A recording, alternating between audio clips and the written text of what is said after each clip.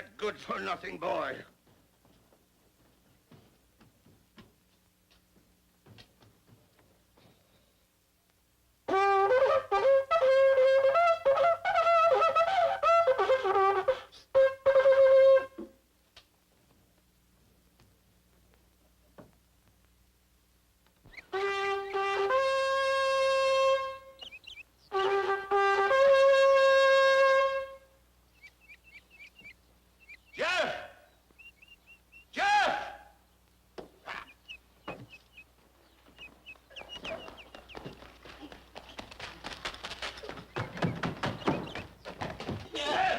I'm coming. Judge, I'm coming. Come on, reach under the bed and get it for me. I'm just getting ready to reach under there for it now. But why do I have to tell you every morning to reach under the bed for it? I just got up a little, and I know you. And more power to your elbow, Judge. I gotta take this every morning. Mind you, not as an indulgence. Merely to get my heart started. Yeah.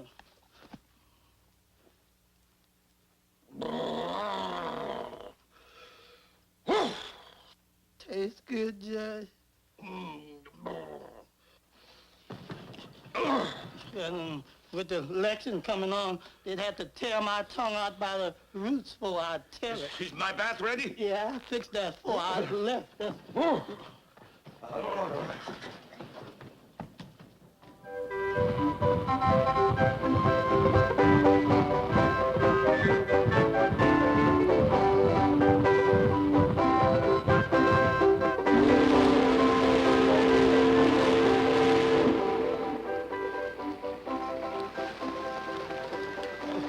We're gonna be late for court, ain't we, Judge?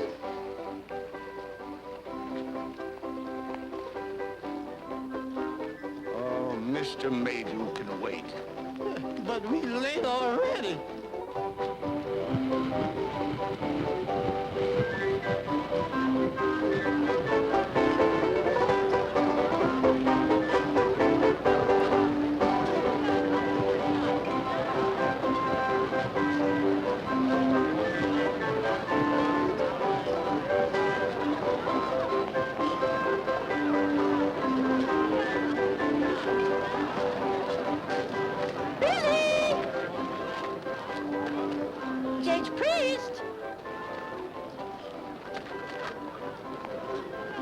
Well, if it isn't Aurora Ratchet, goddess of the dawn, a sight for sore eyes. My friend, Dora Mae Plump from Covington. How do you do? Covington, fine town, outside of my judicial circuit. But you're in mighty fine company. I always think of Ebenezer Ratchet, the day he led that last charge at Shiloh. There was a gallant trooper, your father. You know, there went a man of quality. There went the flower of the South. Oh, you do say the most overpowering things, Judge. Thank you. And as a friend of your father seeking re-election to the circuit court for Fairfield County, would you mind passing these things out among your friends? I'll go from door to door, Judge. Door to door. Thank you. Thank you.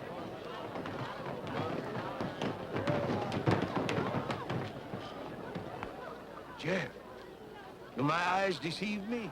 No, Judge, that's Mr. Ashby Colvin. Back home at last. Ashby Colvin.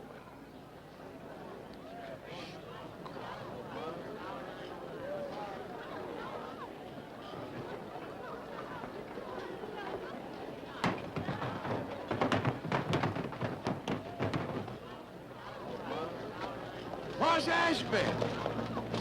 Where's Ashby? Where's Ashby?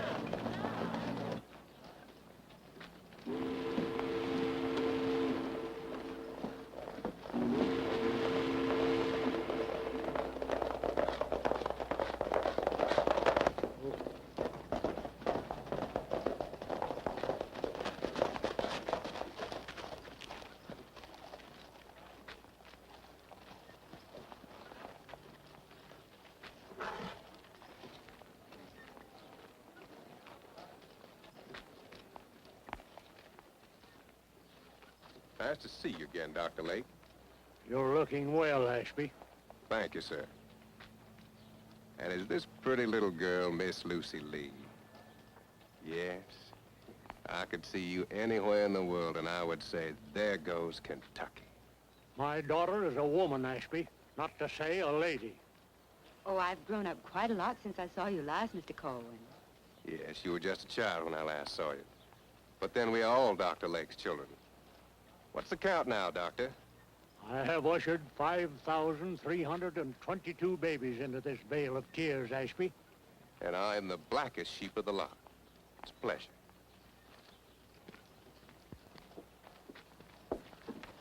Mr. Ashby. Isn't this Uncle Zach? It sure is, sir. You standing mighty good, sir. Still at the livery stable, Uncle Zach? No, sir. Says getting kind of old. Sort of let me go. Let you go? Well, I still own it, don't I? Sure do. Well, you just take these here critters down there and tell them you're in charge. Boss, you have said something.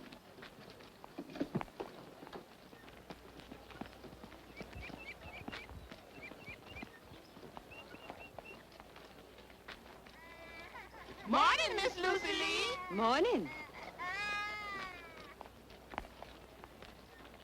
Glory be. Mr. Ashby's come home again. Thank you, Mr. Corwin, for carrying my books.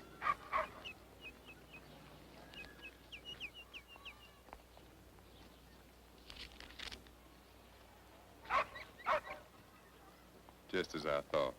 You're still going to school. Yes, I am.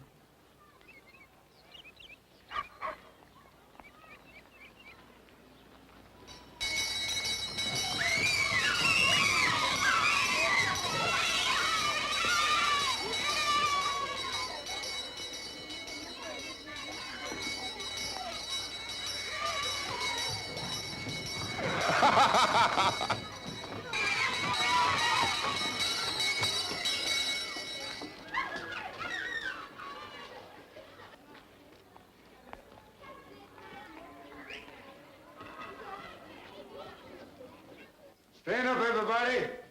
The court's now in session. His Honor approaches the bench. Doggone it, Billy, you're late again this morning. Why can't you get here? No, Andy, I'm sorry. It's that worthless boy of mine. He overslept, sir. You know, when he's sleeping. Excuse me. Yeah, he's just sleeping.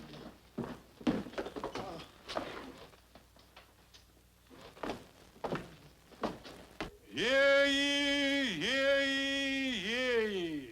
The 17th District Court of the Commonwealth of Mr. Kentucky. Solicitor. Now, I ain't finished yet, Judge. Sorry. Of Kentucky is about to convene. Mr. Solicitor, are you ready for Mrs. Mallycramp to make her plea? If you are, get going.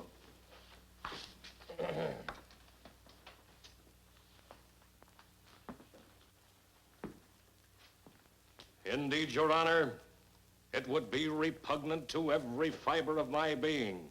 Nay, it would be unethical for me to represent the noble people of Fairfield County in this case. And Your Honor is aware, of course, that I have dedicated myself to eradicating vice and crime in this county. And as I myself will probably be sitting on that bench after the election, I should not like to prejudice myself by being a prosecutor in the same cause.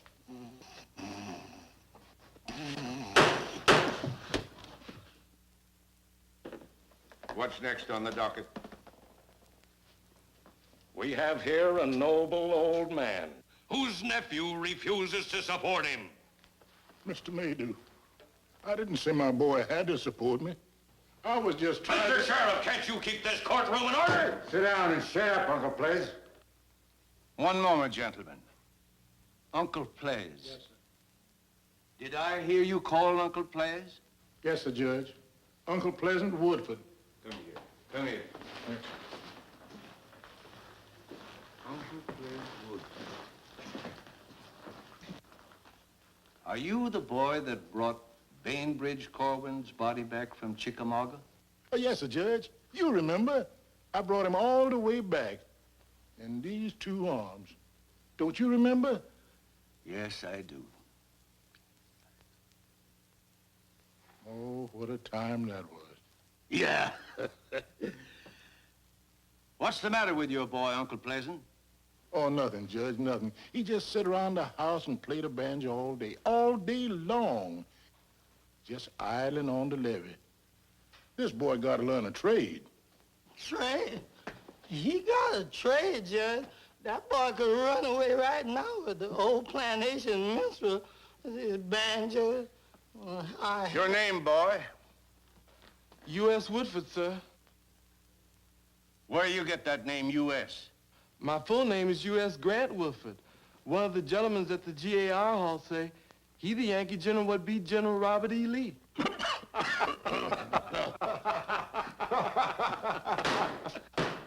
Mr. Maydew, if you please. Let me hear you play, boy. Yes, sir. Play a military tune. Here's one they taught me when I cleans up the GAR Hall.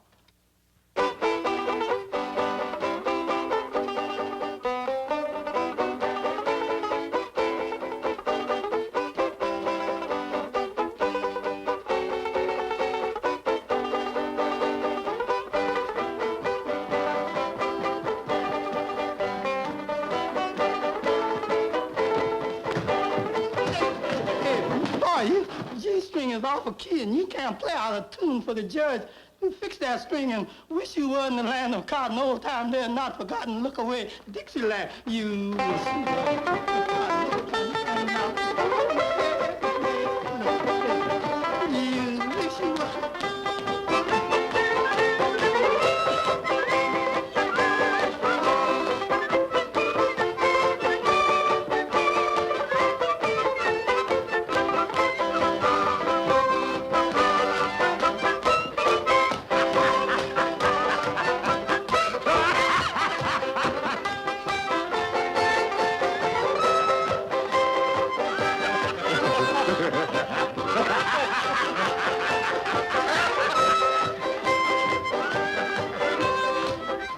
I swear my hearing's getting so poorly. I swore I heard a band playing Dixie. Reminds me of that second battle of Manassas.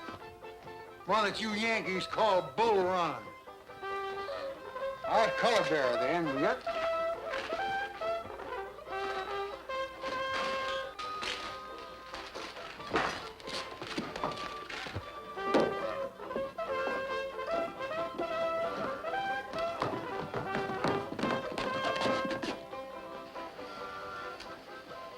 Excuse me. Das ist Dixie.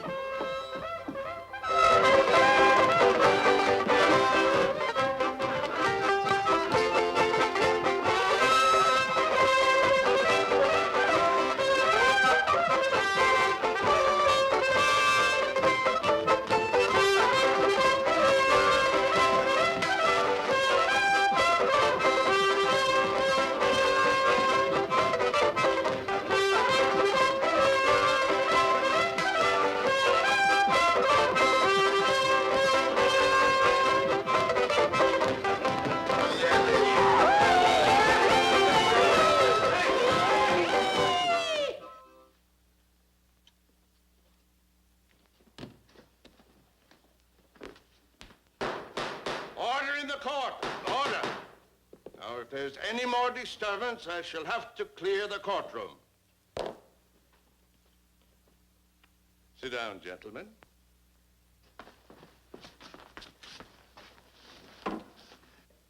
Come here, boy. Now, I want you to mind Uncle Players and stop lounging around the levee. Yes, sir, Judge, sir. They're tying tobacco out in the Tornado District, curing burley. Now, you go out there and learn some useful work with those hands. You hear that, boy? Of course, don't risk them wonderful fingers of yours around a corn sheller or a bandsaw. You just go out there and tell him that Judge Priest sent you to help his old friends. Go on out there and tell everybody. Thank you, Judge. Thank you kindly, Judge. Okay. Justice is indeed blind when her impartial scales are so loaded against the will of the people that you, as a jury... Mr. Maydew, it is the pleasure of this court to hear the plea of Mrs. Mallycramp, or shall I judge you in contempt?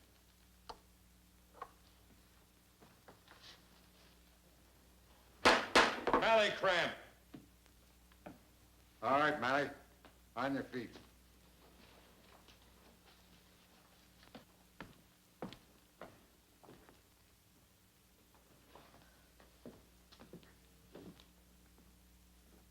All right, Mally, what do you plead? One moment, Mr. Maydew. Please be seated, Mrs. Cramp.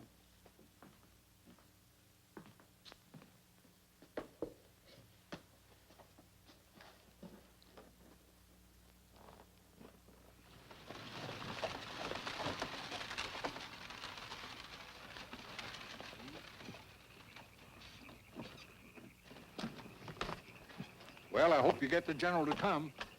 I'll do my best, comrade. I'll do my best.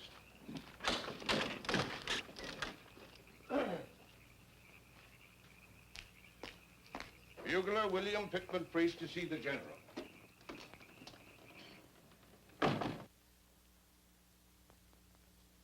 Trumpeter Priest, General.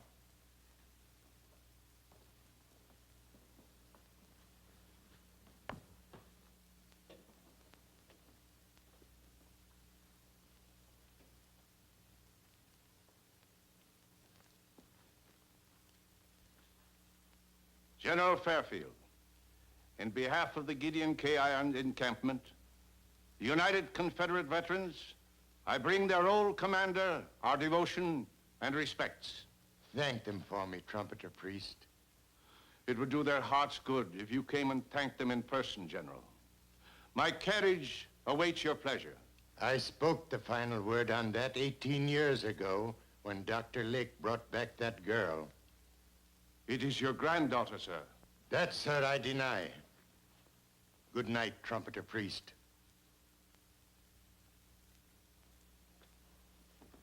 Billy.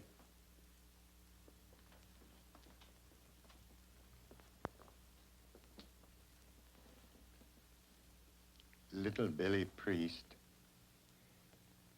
you loom large in my memoirs. Thank you, General. Thank you kindly.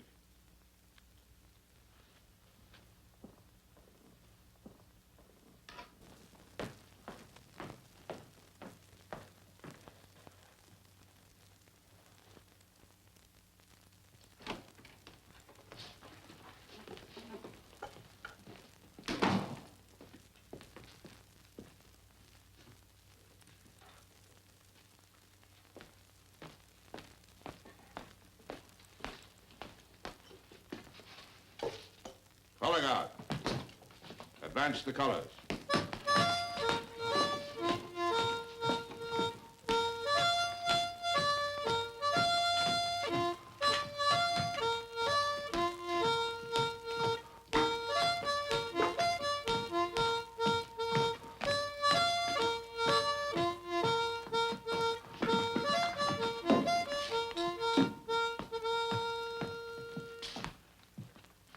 To the flag of our glorious republic, right hand, salute. Two. Gashed with honorable scars, low in glory's lap they lie. Though they fell like stars, streaming splendor through the sky. Cover.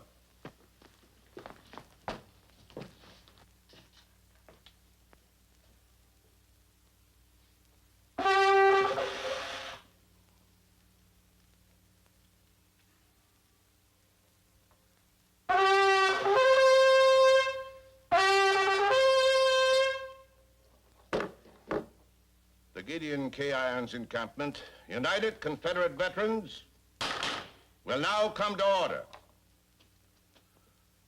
Our illustrious general regrets that he cannot attend tonight. He asked me to convey his compliments to the men of the old Fairfield Brigade of Forest Cavalry.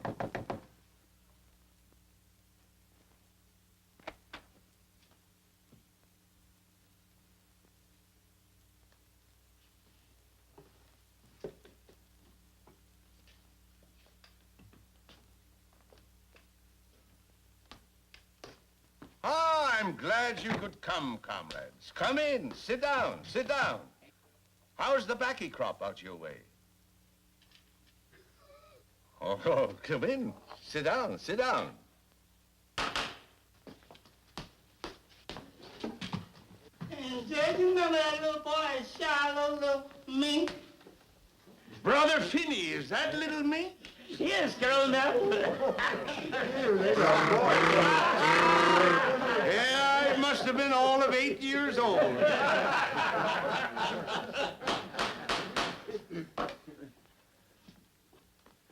And now, comrades, we have some very important business to conduct. Luke. Yes?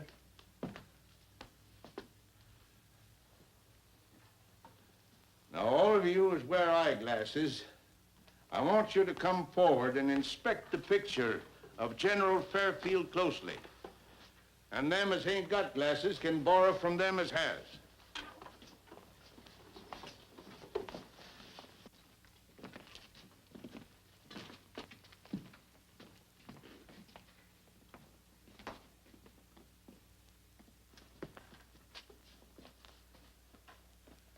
My adopted daughter will be in this room next Decoration Day. She can't fail to recognize the lady as her grandmother.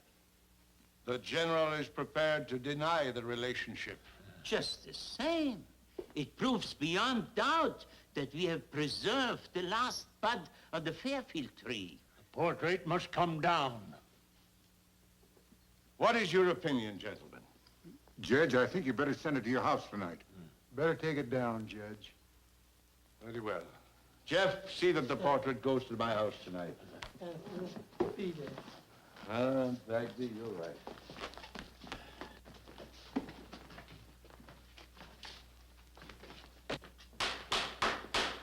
Meeting will come to order.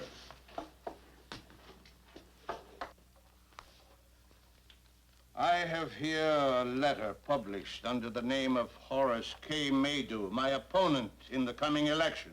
A point of order, please. It is a fixed resolve of this encampment that politics must never... This ain't politics. It's a deliberate libel. What's libel? How long will the progressive and up-to-date city of Fairfield be subject to Confederate rule? To the sentimental appeal of empty sleeve and timber toe? To the doddering relics of a lost cause? Why, Doctor, what? To a machine headed by the whiskey-drinking William Pittman Priest? An ignorant horse doctor, Luke Lake. Horse doctor! And an illiterate braggart of unknown antecedents, Sergeant Jimmy Bagby. Here, Judge, I'm not going to say it.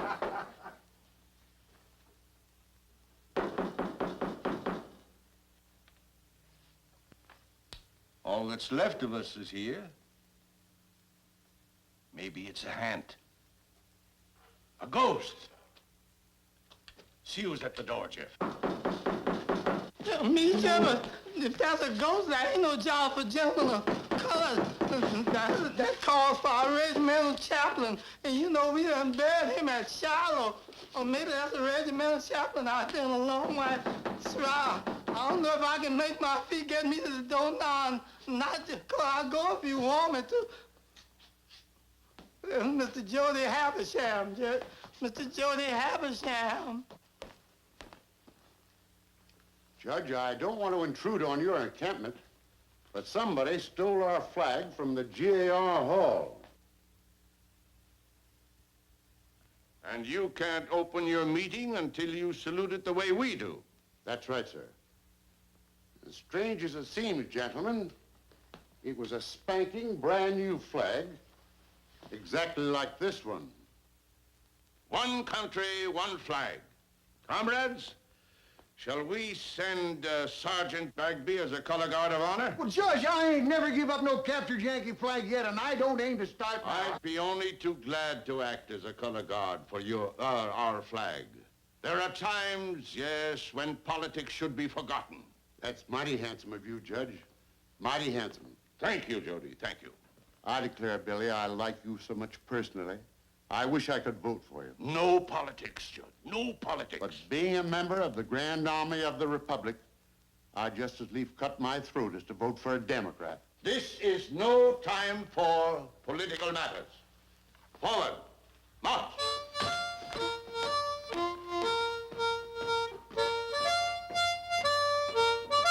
Hurrah, hurrah, we bring the Jubilee. Hurrah, hurrah, the flag that makes you free. So we sang the chorus from Atlanta to the sea while we were marching to Georgia.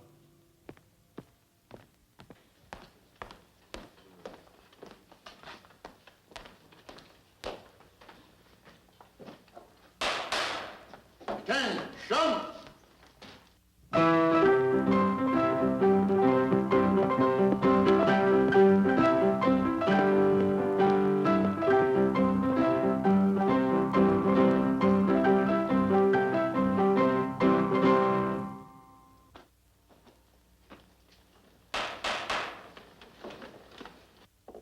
Gentlemen, Judge Priest, on behalf of his encampment, has kindly consented to lend us their flag.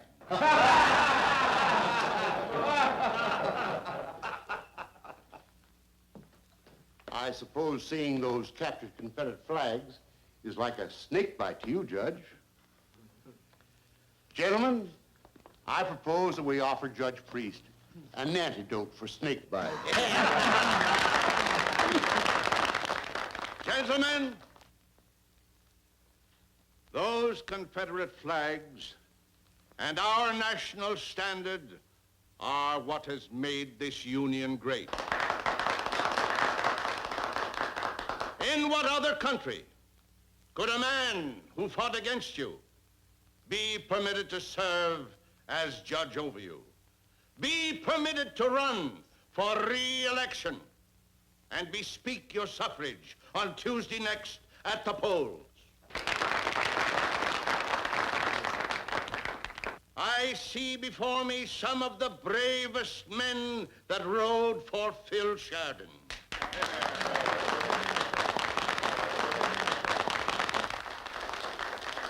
While I was rather well known myself in Forest Cavalry, but you'll find the records on these cards.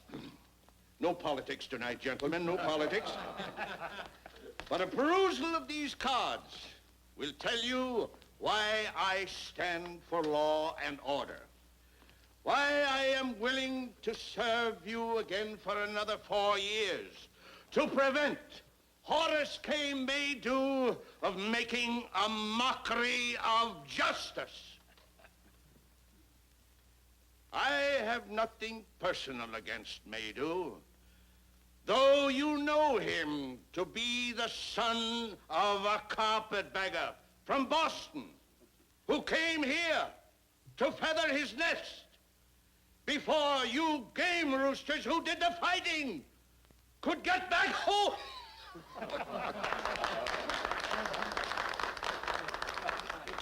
Thank you. Thank you. The blue and the gray. Let us march together beneath the star-spangled banner. And Tuesday, gentlemen, search your conscience. Good night, comrades.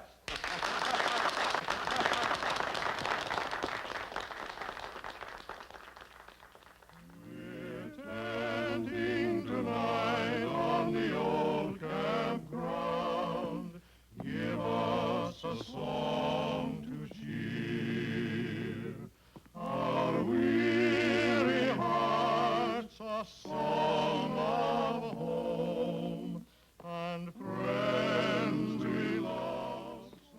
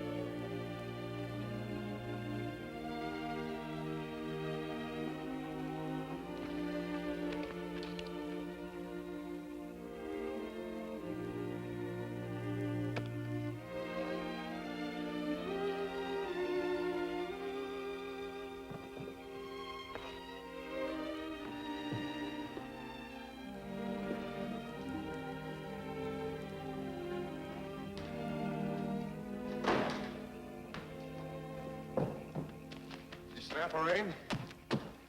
I know it. It just came unbuckled. Please, let me buckle for you. Oh, it's nothing, Mr. Corwin. I can fix it.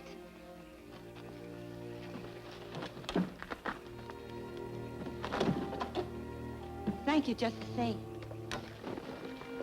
Pleasure, man.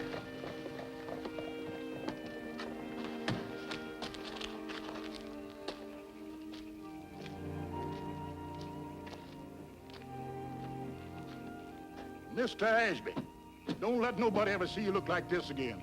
Especially the young lady that everybody's saying such bad things about. And especially Mr. Buck Ramsey, that talks so evil about. Buck Ramsey? Please, Mr. Ashby. I just mean when Miss Lucy Lee takes the doctor's buggy to the stable every night.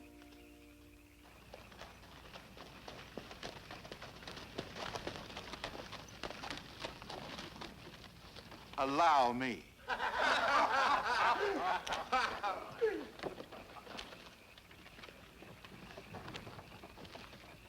Why don't you take a ride with me? Them's my dapple grays. Fastest team in Fairfield County.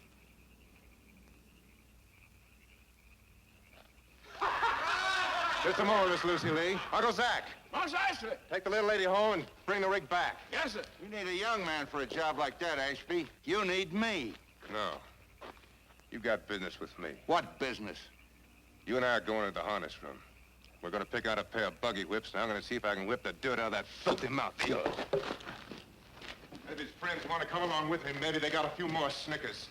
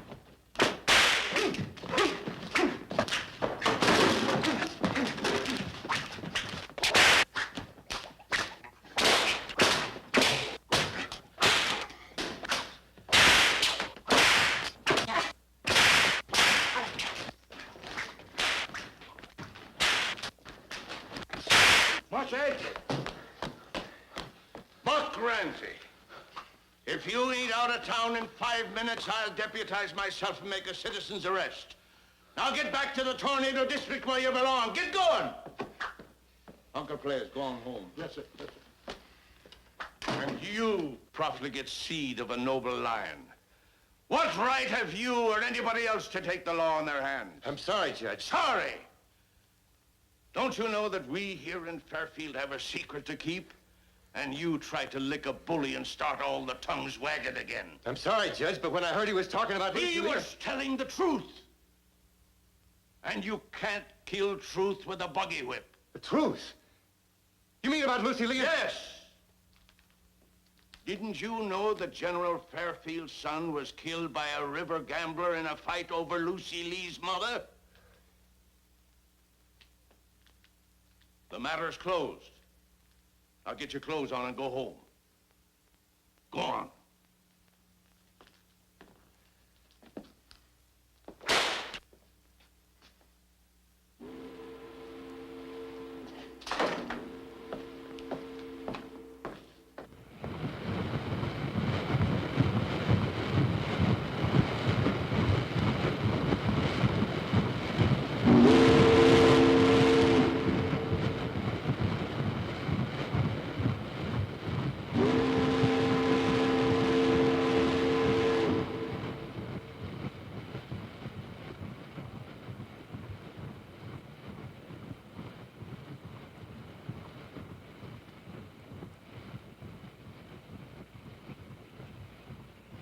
There's a hack right here, ma'am, that'll take you anywhere you want to go.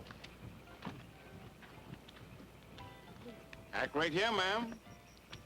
Take you anywhere you want to go in town for 2 bits. White lady looking for lodging. Better go this way.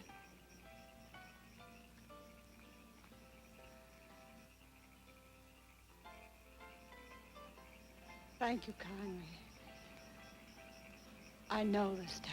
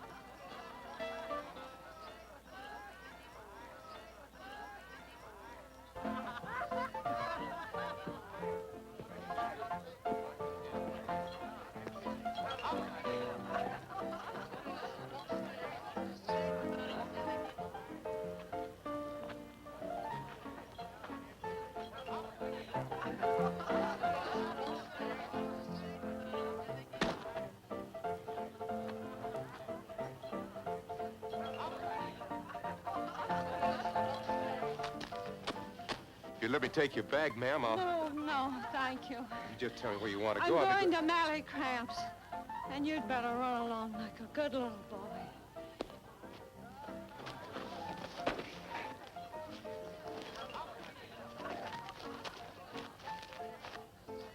Zach?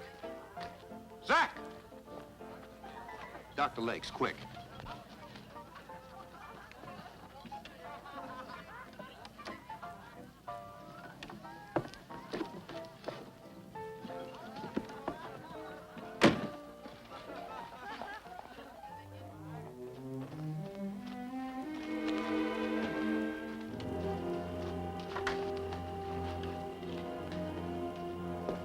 Got a sick woman here, doctor, very sick. Bring her right in.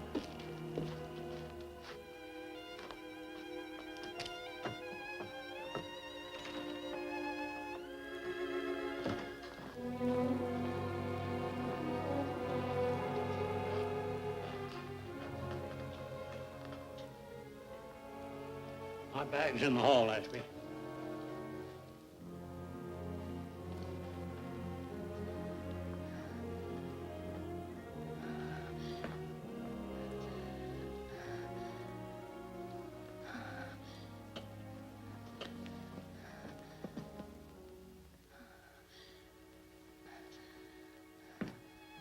I'm sorry, sir, but I just have to bring her here. Is there any place I wouldn't go to visit the sick? Stumbled off the freight boat from Cincinnati. Want to go to Mally Cramps. Yeah, I'll give her a little of this. And I'm afraid nothing will help very long.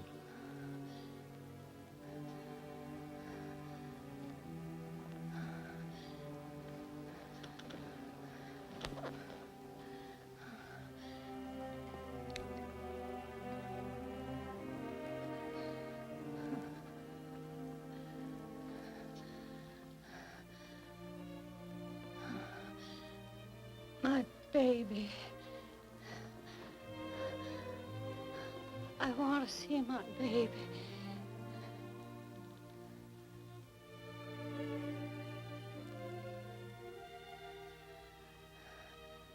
Lucy Lee. Where's Lucy Lee?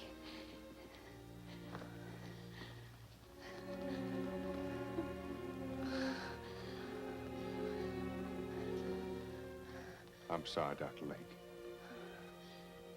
I didn't know.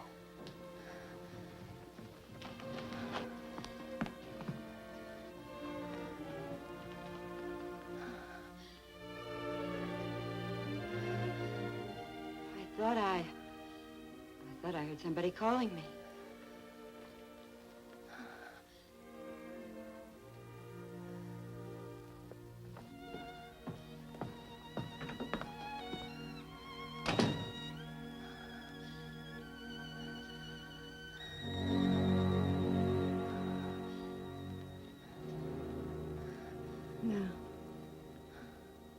take me to Mary Grant's.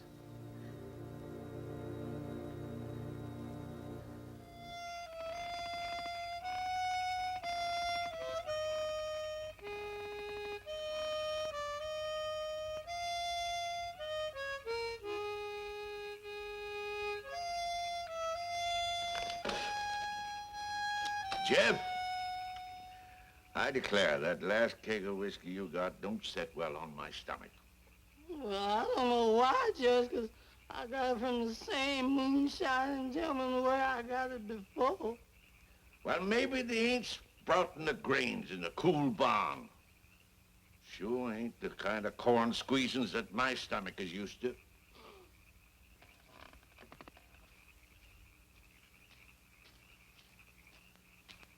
Here comes Dr. Lane.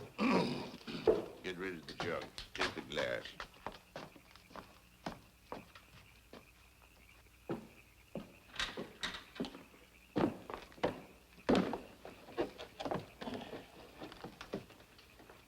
What's the trouble? Somebody came back to town. Collapsed on the way to Mally Cramps. Thunderation. Ashby Corwin picked her up, brought her to my office. She's in a dying condition at Mally's. That's all that's needed. You being seen going into Mally's tomorrow. We'll be turned out of office. Yes, I think you will. But I intend to visit her like any other sick woman who needs care. I know you will, Doctor. I'd do the same thing.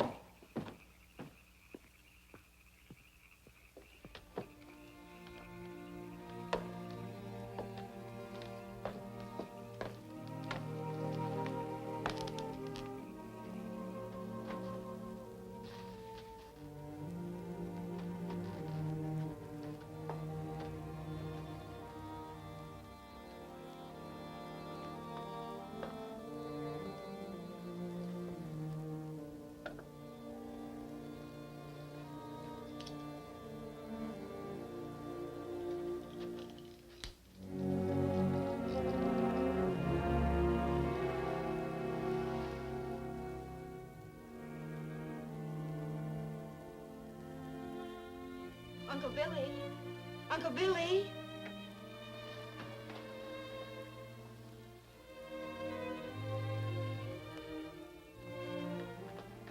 I had to see you, Judge. I must know what's going on. Who am I? I know Daddy Lake loves me like a daughter, but tell me, Judge, who am I? Why, you're his adopted daughter, honey. That's not enough anymore, Uncle Billy. You're mine, too. You belong to all of us. Every man Jack that ever rode for general.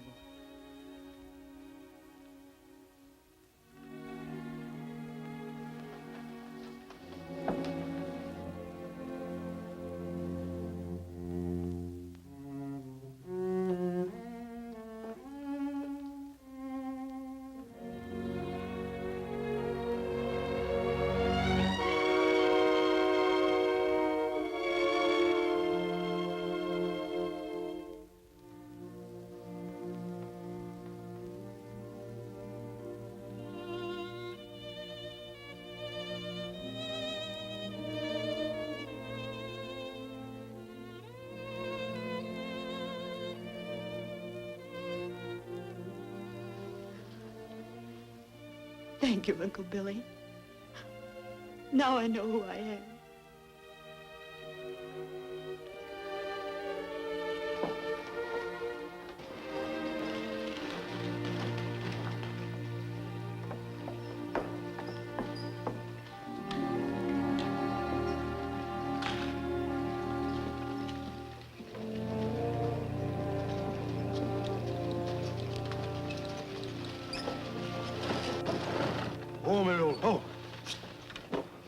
Andy Radcliffe, when did you start handcuffing children? We just got them out of the tornado district in time, Judge. They was braiding a rope for 'em down there. What did you do, boy? Nothing, Judge. Please, sir. I didn't do nothing. We couldn't wait for the girl to identify him. Then how do you know he did anything? Bloodhounds treat him, Judge. Bloodhounds. Let me hear the boy. I was just walking out to the old plantation, like you told me, to help with the tobacco time, Judge. Them dogs spied me, and I started running. I made it to the piney woods, but they kept gaining. So I climbed a tree. The dogs kept leaping and snapping at my heels. Then these white gentlemen came and took me down. Lots of white gentlemen were coming up the road, hollering. Lucky for him, we were so close to them bloodhounds. Andy, you know a bloodhound's a fool dog. This boy may be guilty, and then again, it may be a case of mistaken identity on the part of the bloodhounds. Now, you take this boy to a clean cell and take care of him. Uncle Players, Mr. Bynum will let you carry his victuals from the Corwins. Boy, you'll have a fair trial. Race, creed, or color, justice will be done in my courtroom. And Andy Redcliffe, stop being such a dad-blasted fool. Get your men together, go out there and find the right man. Stop chasing children around. Yes, Judge.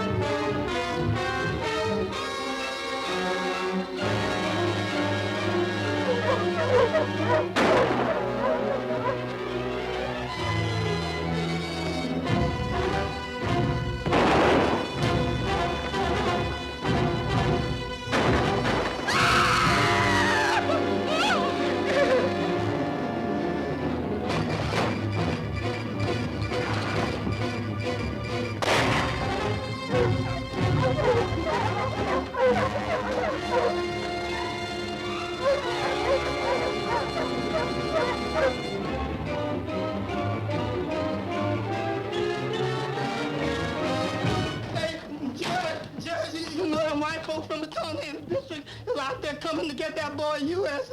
What? They're gone plumb lynching bees, got grass ropes, lighted not pine torches, and got filing pieces. Better telegram the governor and get some soldiers, get a whole lot of soldiers. We ain't got time for soldiers.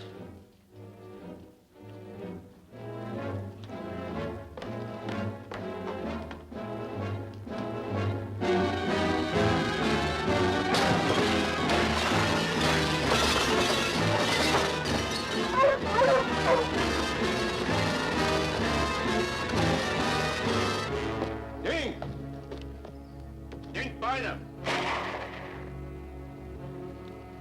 Dink! Mr. Bynum, he ran away, Judge.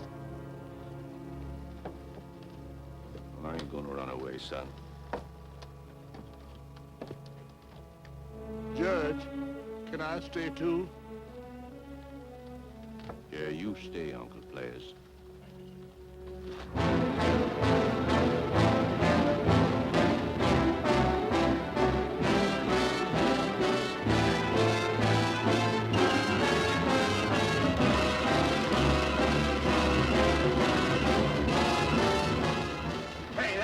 Pa?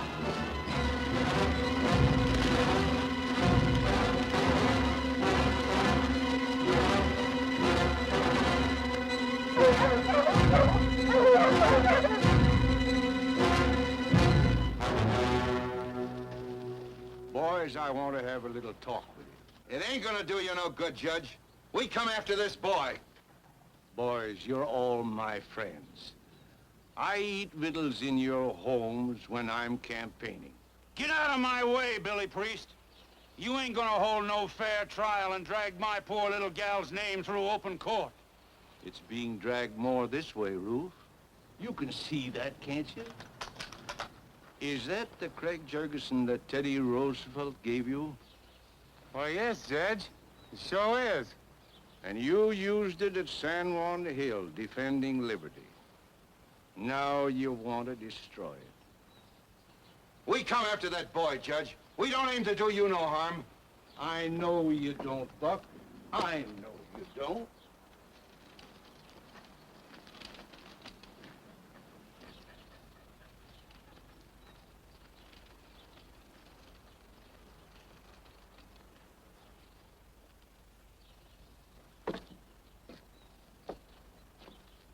I don't want to threaten you with this deadline. I just want to reason with you. That boy ain't been identified yet. These dogs identified him, didn't they? Sure. All you've got is the word of a fool dog. It's been my experience that a bloodhound is the foolishest dog that is. I don't remember of anybody ever keeping a bloodhound for a yard dog. They're such dad-blasted fools. Judge, we came here to hang that there boy. Now, don't you be going ahead and doing something you're going to feel sorry for. Beaker, I aim to conduct myself so that you'll vote for me come next Tuesday. Then get out of our way. We'll all vote for you. Hey, Judge, of course we will. If that's the price of your support, I won't pay it. Come on, let's tear down the jail. Yeah. I'll kill the first man that crosses that line. I don't know which one of you is going to kill me, but I know which one of you I'm going to kill. I don't want to kill you, Judge. I don't want to kill anybody. But so help me God, I'll kill the first man that crosses that line. Even if it was my own brother, I'd kill him. You seem to be the leader of this thing, Buck Ramsey. Just cross that line and get yourself killed. Come on. Come on. Well. Look at them fool dogs. They know they ain't found the real criminal yet. Oh, come on, Paul. Let's get on home. Billy Priest, I rode alongside you and I fought alongside you. But you're gonna live to regret this.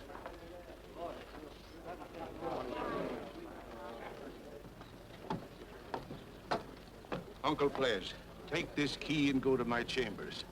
And look in my wastebasket. You'll find a brown jug there. Bring it to me downstairs. I gotta get my heart started. Oh, get going, Pleasant. Get going. Yes, sir, Judge, I'm trying. I'd do anything for you, Judge.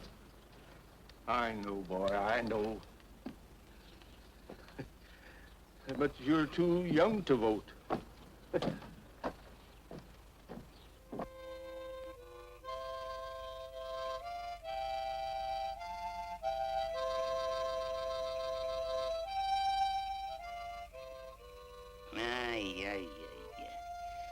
Ach, du lieber Gott. After tomorrow, we'll all be out of office. And you sheriff, and you county physician, and you dog catcher, and positively, and you circuit judge. I wouldn't make any bets on that, Herman.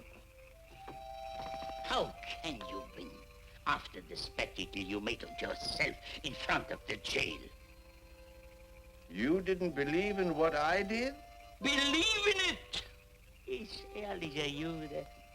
I would lay down my life for the principles you just defended. I, of all people. That's why I'm saying you should have deputized me. I'm not running for re-election. And you have been seen entering Molly Cramp's establishment. And you had gone fishing. And where were you, Mr. Dog Catcher? I'd have been right up there with the judge if my wife hadn't hid my britches. Himmel! What a department store I shall have when you are all turned out of office. 12 Confederate veterans in the ladies' underwear.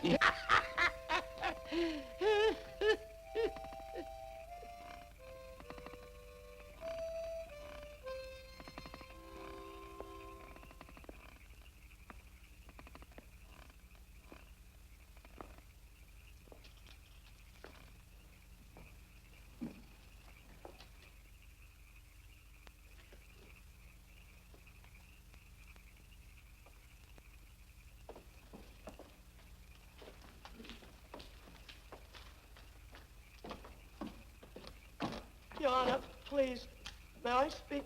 Won't you come in, Mrs. Cramp? You'll be more comfortable in the living room. It's all over, Doctor. I'm profoundly sorry.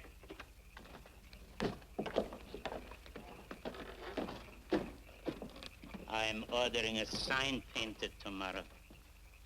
All goods in this store, half price. Owner going out of business. Come right in, Mrs. Cramp. Make yourself comfortable. Sit down, sit down.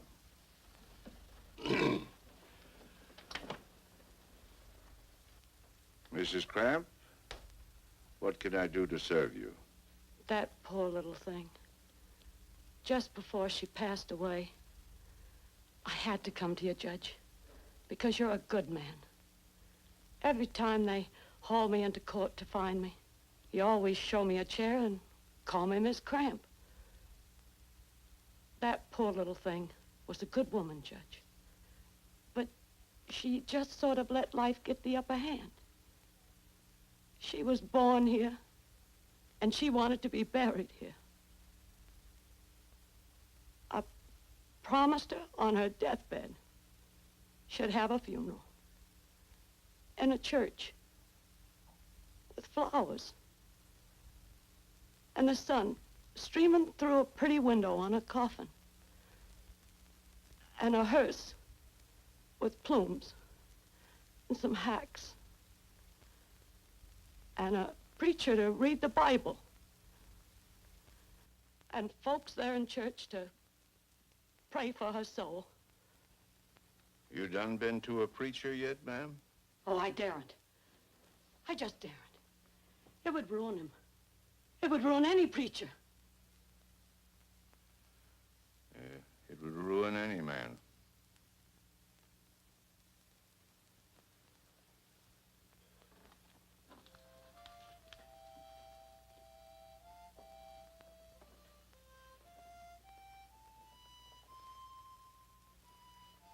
I know I shouldn't have come here, Judge, seeing as how you're mixed up in the election tomorrow. Why, ma'am, politics never even entered my head. There ain't any worry about money. I'm able. I'm plenty able. And I promised that poor little thing I'd provide it all. Then worry no more, Mrs. Cramp. The Lord will provide.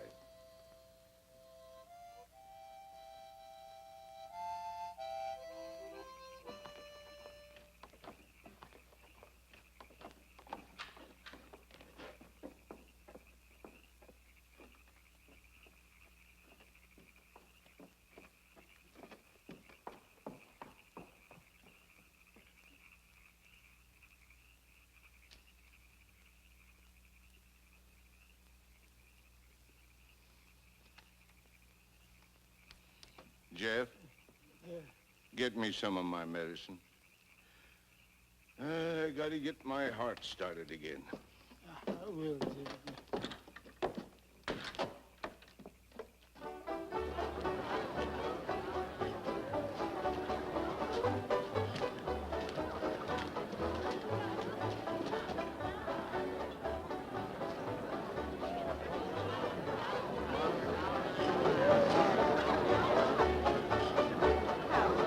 Penny May, I do declare you're the prettiest girl at the party. Yes. Oh, and Laurel. Oh, you're the prettiest girl at the party. Yes. Oh, good evening, dear. Hi, you're the prettiest girl at the party. Yes. Evening, gentlemen. Good evening. Nice fresh strawberries right here. Picked nice and fresh this morning. Delicious. Right off the mountain.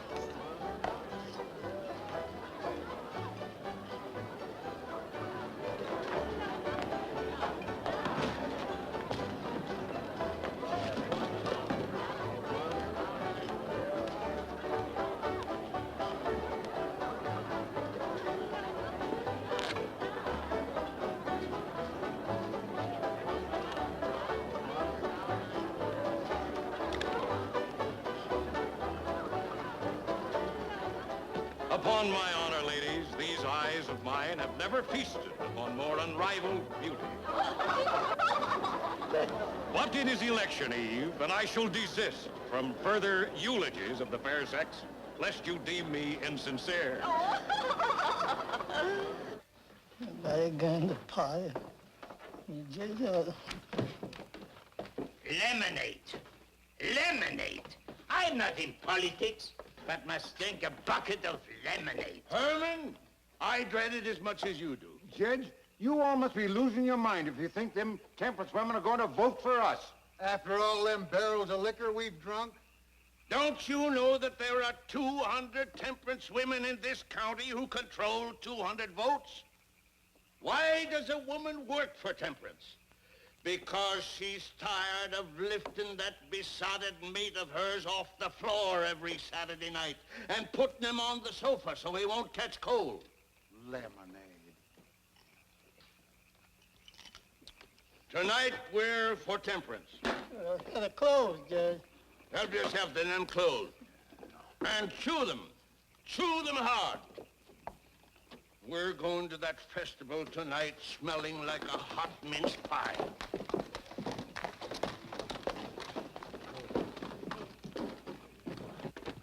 It ain't right, Miss Lucy Lee, you not being in your party dress and going to that festival. I say it ain't right.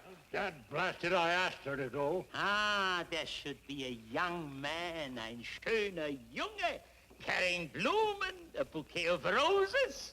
There should be cold Rhine wine and Strauss waltzes, and on the long way home, kisses in the shadow of an archway, like a Cinderella.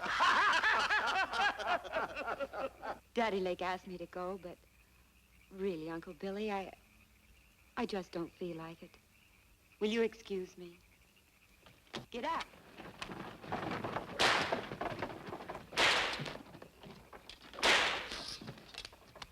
Judge, someone can make that boy a man with all his wildness.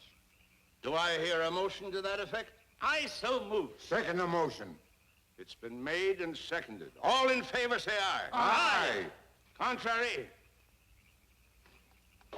The motion's carried.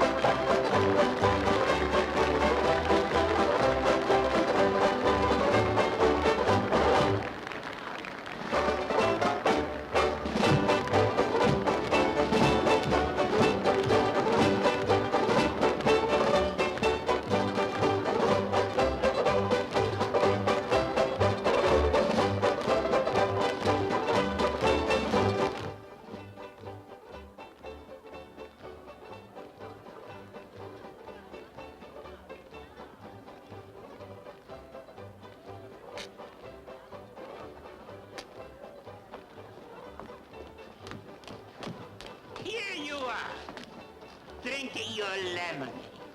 Politicians. I'm not in politics, but you, the circus judge, the county physician, the sheriff, the Mr. Dog Catcher. Why don't you go in and see the ladies? Kissing their hands, paying compliments, and getting their votes. Women don't vote. And the cadets are too young. Besides, my feet hurt. Running for judge and his feet hurts.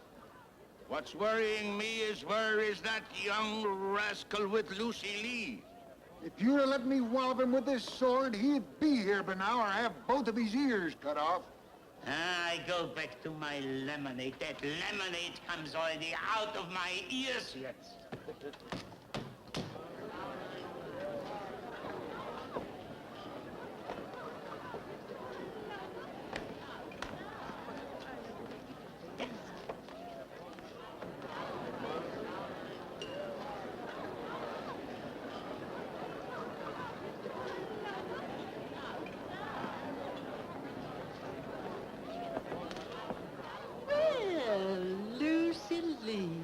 I declare you're the prettiest girl at the party. Yes. Thank you, Miss Ratchet.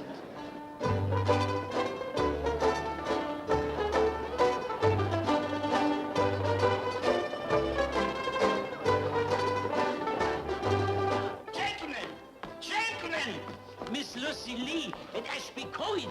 It's a beautiful sight. Come, quick.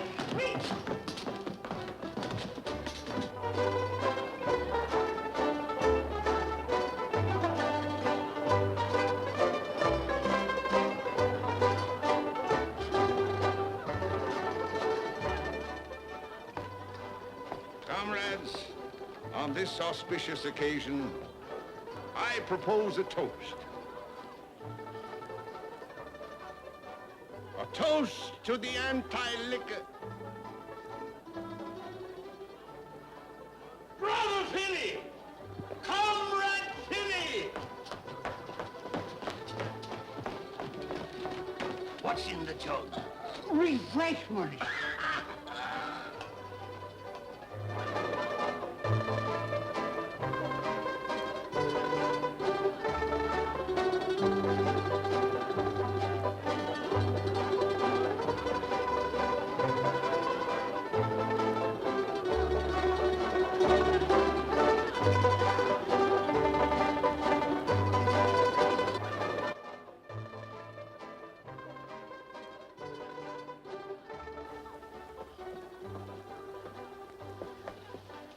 I want to thank you for coming by and asking me. And for that other kindness. You're a brave girl. You're the brave one. For what you did last night. And you guessed it.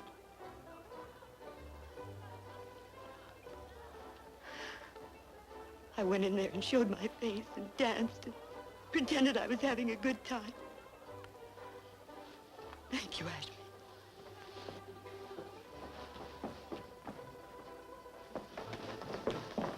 Daddy, please take me home.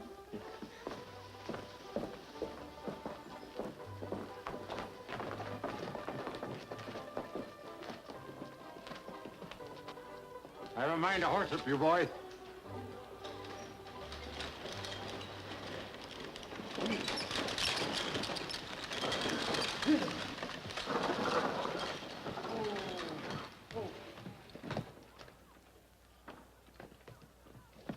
Buck Clancy, when the girl came to, she identified him. I told you so. I told you so. Damn dad-blasted fool bloodhounds.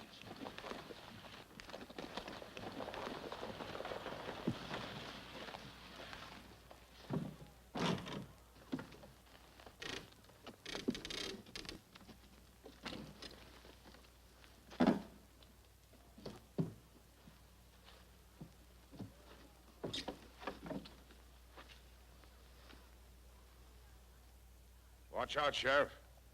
Find him.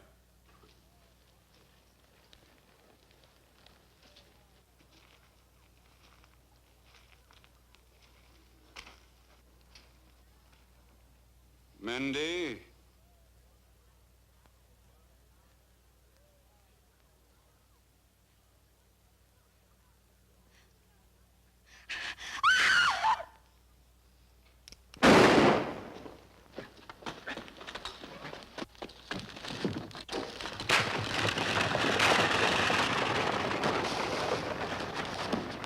After him, boys! After him! Watch Ashby! Go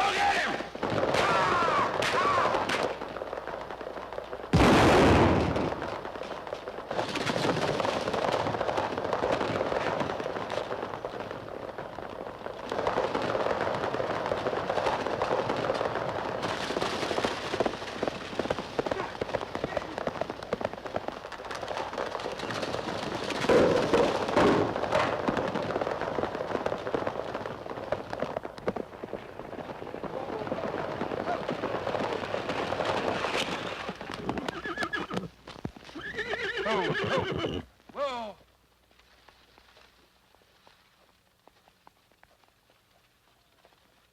Ach, das ist ja schrecklich. Das arme Mädchen.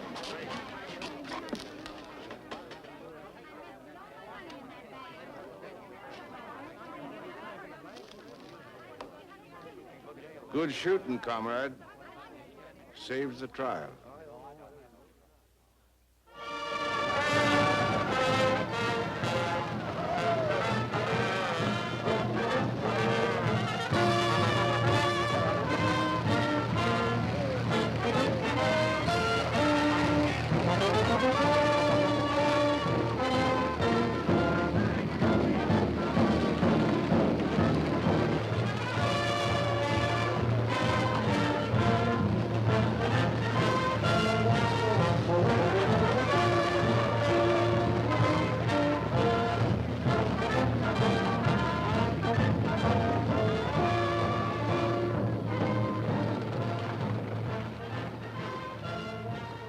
It's a great and glorious day for Kentucky, when no longer can an empty sleeve or a gimpy knee serve as a blanket to smother the progress of the 20th century. And when no longer my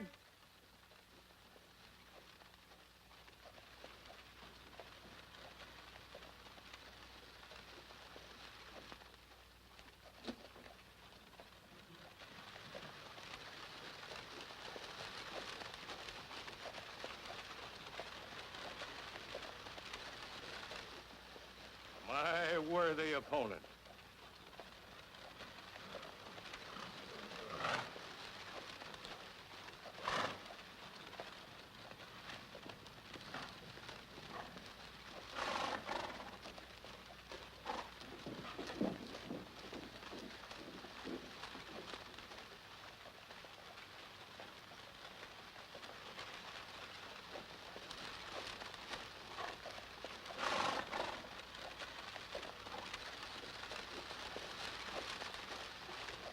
Can it be?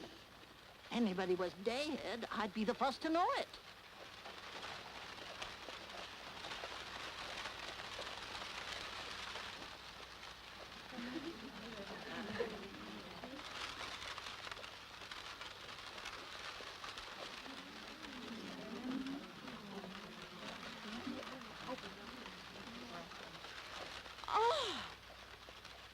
No decent woman will ever speak to Billy Priest from now on.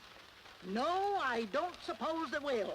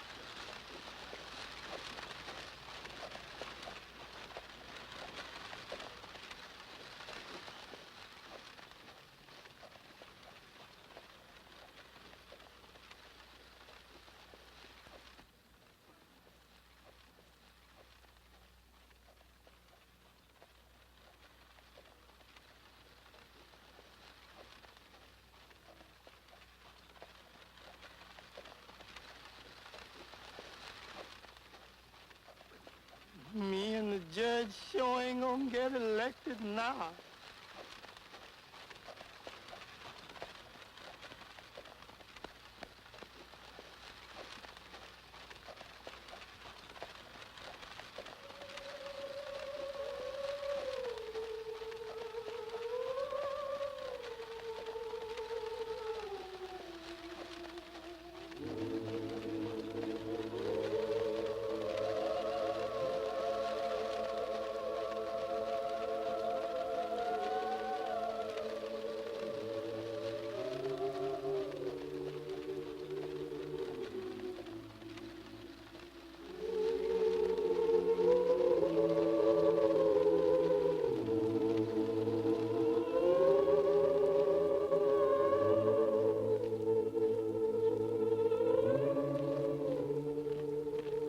Detail, halt. The first 3 ranks will fall out, act as pallbearers.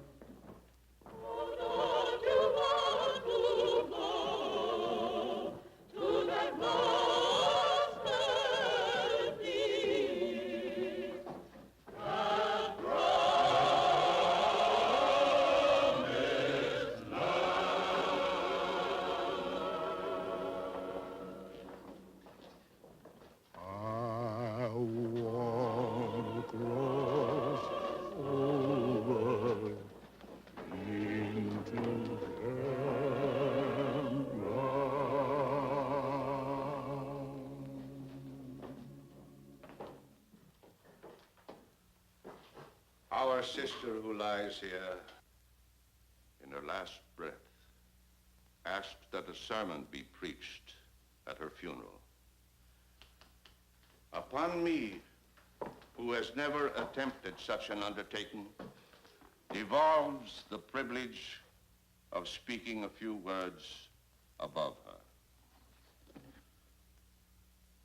I thought of certain words from the Gospel of St. Mark for my text, wherein he says, "The Lord and Master took a child in his arms, and he said, 'Whosoever receives a child in my name receiveth me.'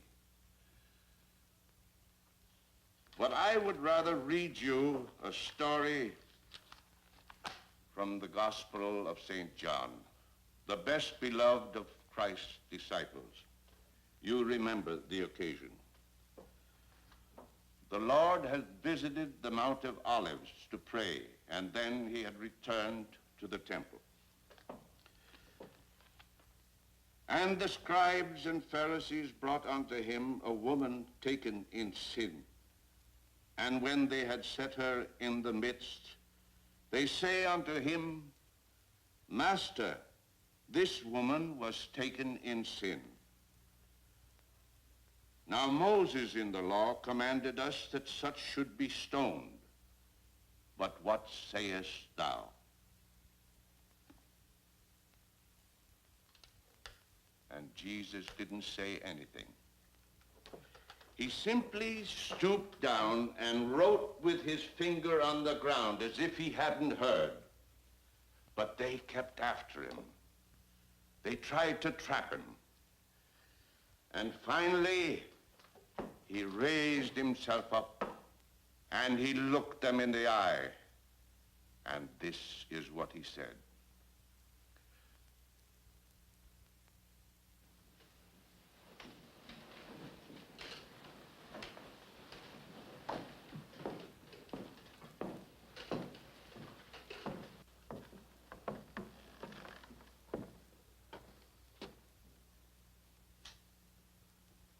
Sir, I believe you have my rightful place.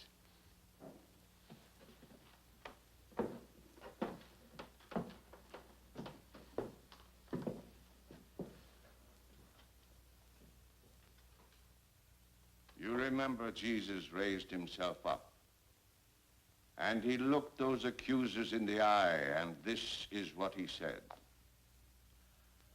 He that is without sin among you, let him first cast a stone at her. Then again he stooped down and wrote upon the ground. And by, he raised himself up, and they were all gone. Every last one of them common scoundrels were gone. And only the woman herself stood there. And he said to her, Woman, where are those, thine accusers? Hath no man condemned thee? And she said, No man, Lord. And he said unto her, Neither do I condemn thee.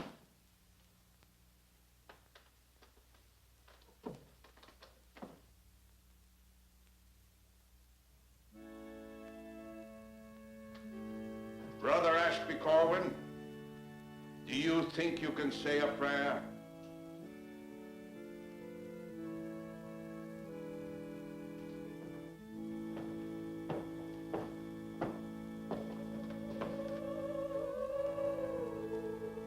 Yes, sir. I think I remember one. Then say it.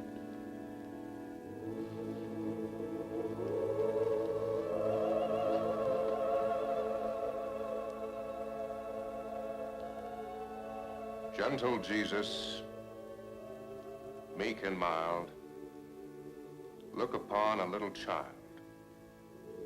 Pity her simplicity. Suffer her to come to thee. Amen. Amen.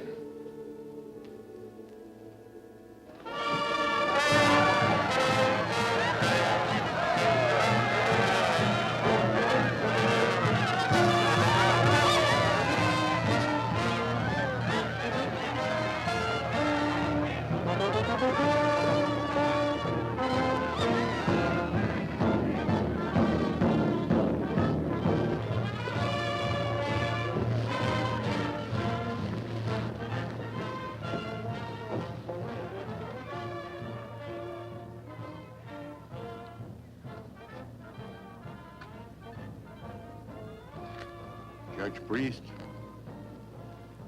my sympathy, sir. You're a gallant foe. Mighty fine band music. Good marching music.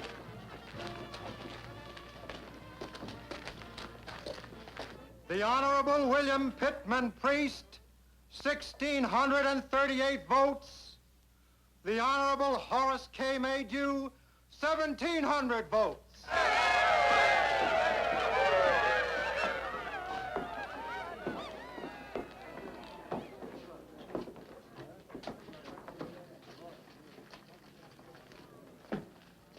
It would be a gracious act indeed for Your Honor to concede the election at this point.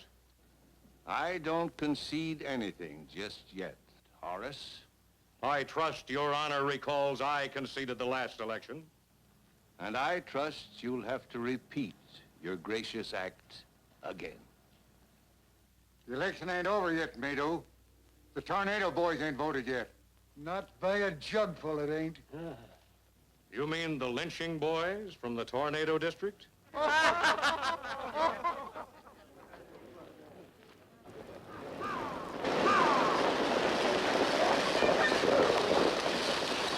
Tornado boys is coming in the boat.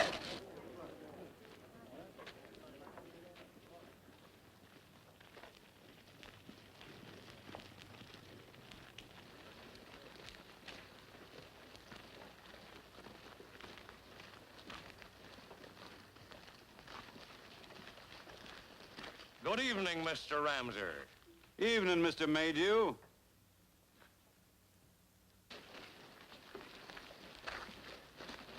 Evening, Billy Priest. Evening, Ruth.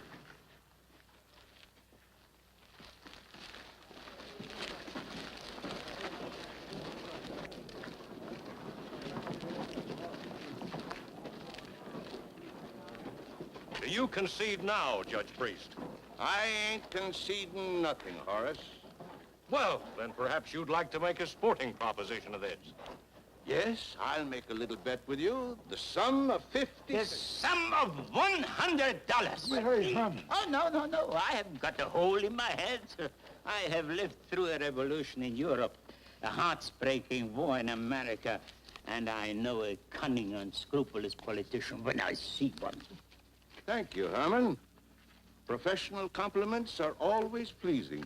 I would like to take 50 of it, Billy. Judge, I done exactly what you told me. I put them ladies on the steam packet, the General Bedford for us, and they're gone now.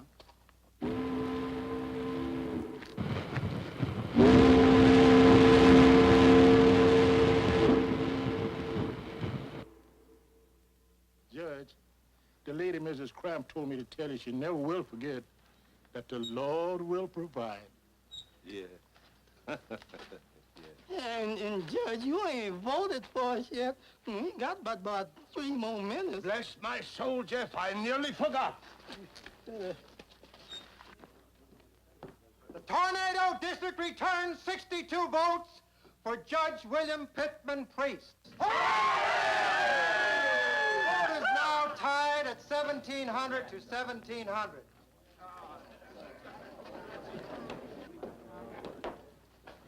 Horace, if you will permit me to drop my innate modesty, I will now break the tie by voting for myself.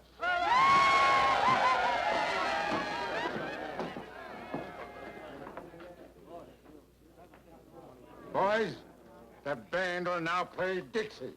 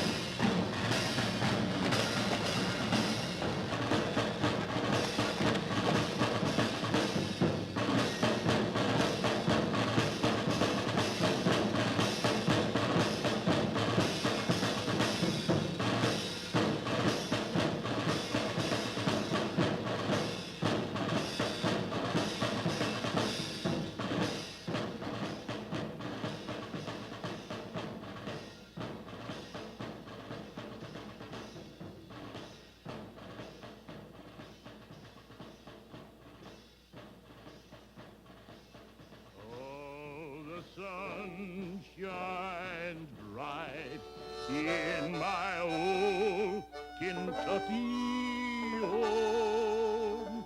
'Tis summer, the children are gay. The water's running and the bells in the